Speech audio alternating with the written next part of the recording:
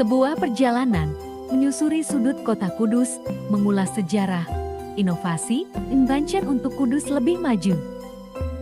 Kudus Undercover.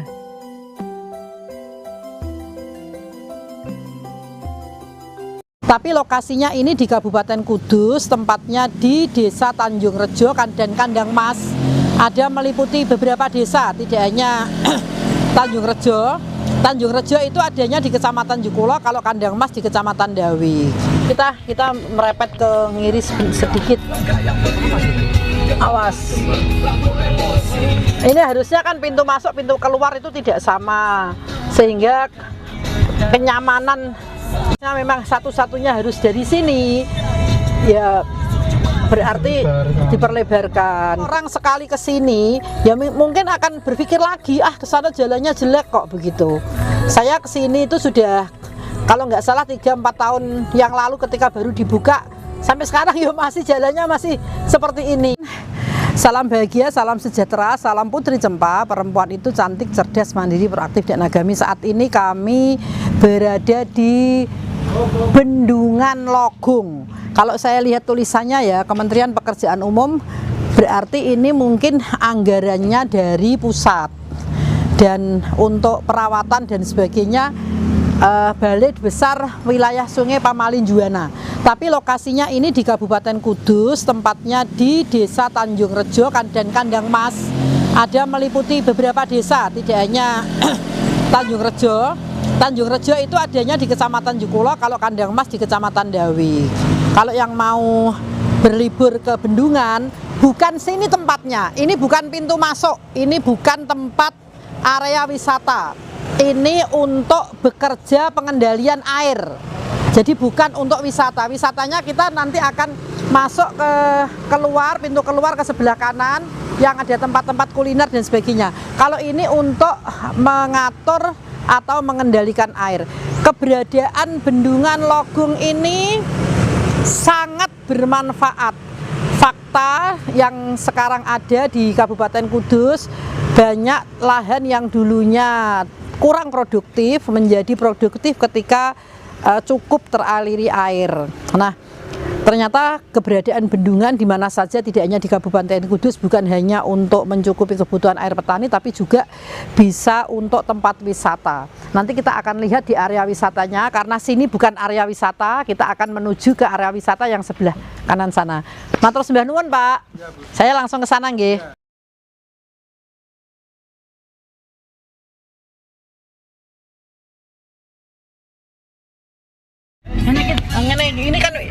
Ini kan nggak bisa seperti ini.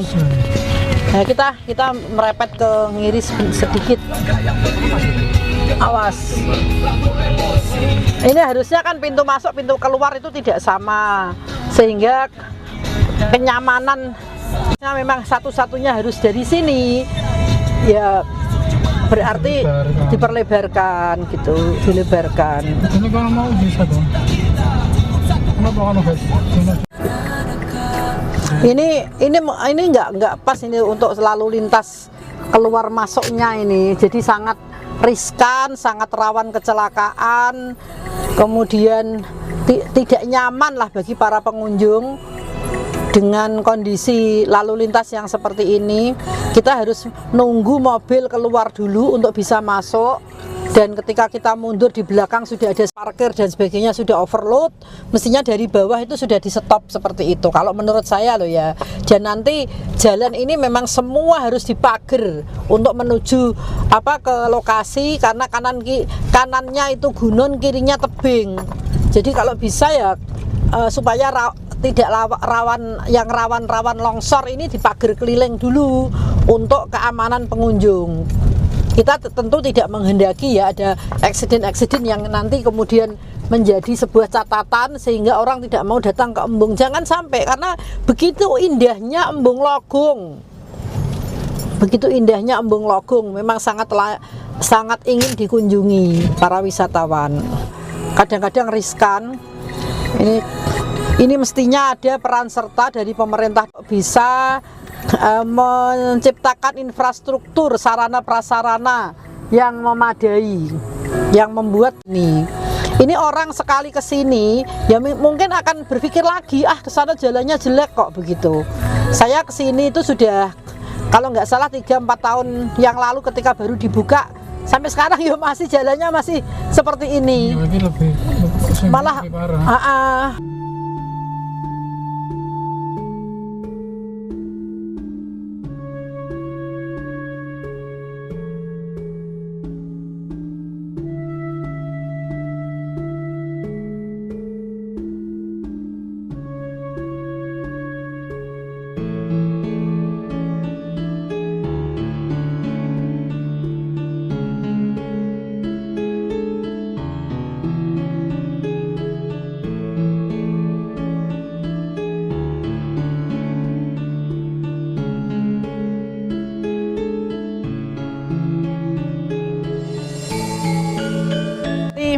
Masih banyak yang harus dibenahi, masih harus banyak pembenahan, dan ini perlu peran serta dari berbagai elemen untuk bisa mewujudkan. Buka api, buka. Belakang masih ada mobil betul? Nah, betul kan? Kosong. Iya, kosong. Nanti Pak. Pajero.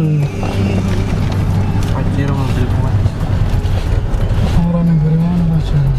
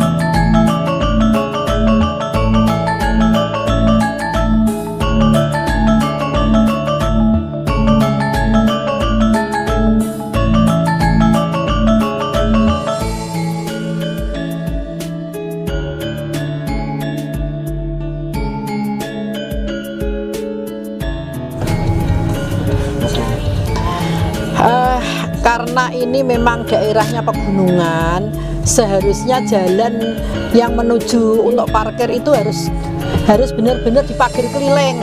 Lipinan enggak? Oh, ini gelontor ya.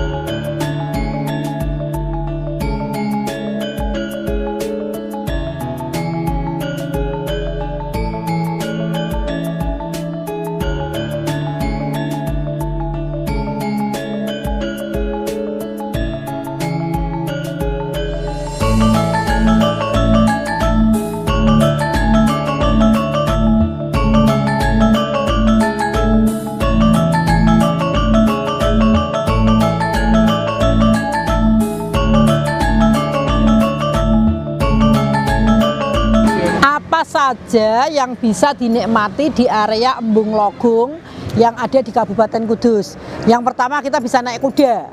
Ternyata di sini ada pacuan kuda, bukan pacuan kuda sih, tapi kuda gitu, kayak di beberapa tempat wisata yang lain. Yang kedua bisa naik speedboat. Speedboat ini murah banget, 100.000 bisa untuk 4 atau 5 orang. Tetapi teman-teman, awas hati-hati bagi orang yang baru latihan nyetir. Kalau bisa jangan ke sini.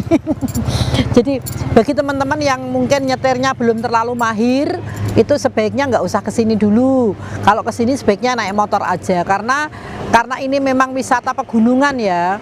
Jadi jalannya itu naik turun gunung dan masih dalam taraf perbaikan. Infrastrukturnya belum sempurna betul, jadi masih berupa tanah. Saya tidak membayangkan ketika nanti musim hujan, kemungkinan bisa sangat berbahaya, apalagi bagi teman-teman yang belum terlalu mahir dalam nyetir mobil.